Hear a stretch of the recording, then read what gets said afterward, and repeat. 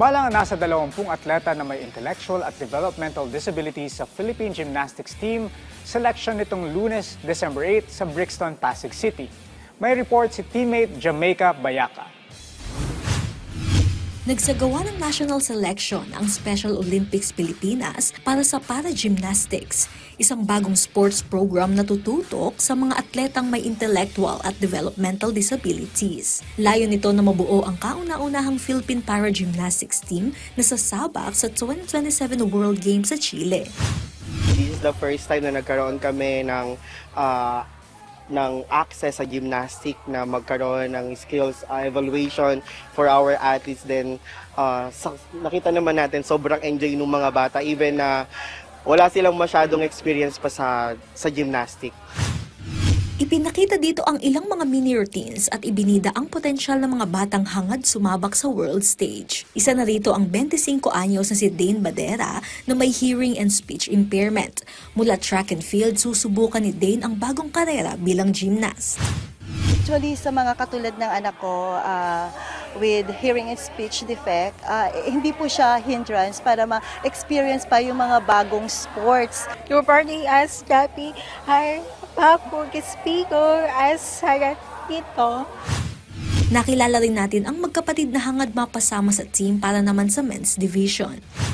My training about gymnastics like stretching, then cartwheel, just like monkey, stretching like arms and split on my legs.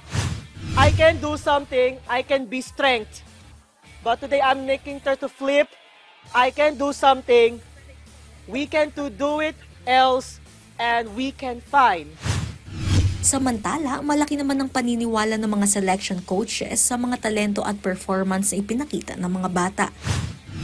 Dito sa Special Olympics, mostly basic lang po talaga yung ginagawa nila kung ano yung kaya as long as napafollow nila yung program. Ma-meet lang yung requirements and makapag-represent tayo for the Philippines. Just for them to enjoy the sport because it's a difficult sport normally, so for them to experience this kind of gymnastics is a very good opportunity for them.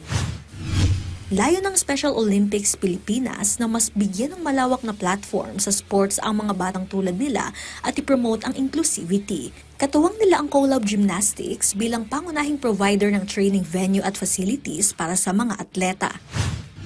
This is not about competition This is about happiness ng mga bata. Nag-e-enjoy sila, nade-develop yung skills nila or made-develop pa yung skills nila. Yun yung pinaka-importante. And bukod doon, yung inclusivity ng sports. Hindi lang selected yung sports na pwede nilang laruin. Merong bagong venue kasi naniniwala kami na sports is yung key para sa mas ma-develop pa yung buhay nila. So, then yung sunod, syempre, yung sana manalo, yun yung isa pang pinaghahandaan namin.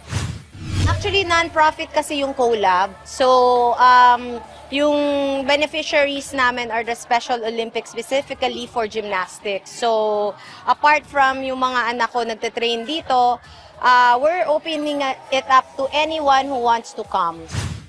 Bukod pa dito, pinaghahandaan na rin ng SOP ang posibleng pag-launch ng mas madalas na local meets at regional trainings para makilala ang mas maraming kabataang may special needs at ma-inspire ang buong komunidad na suportahan sila sa sports.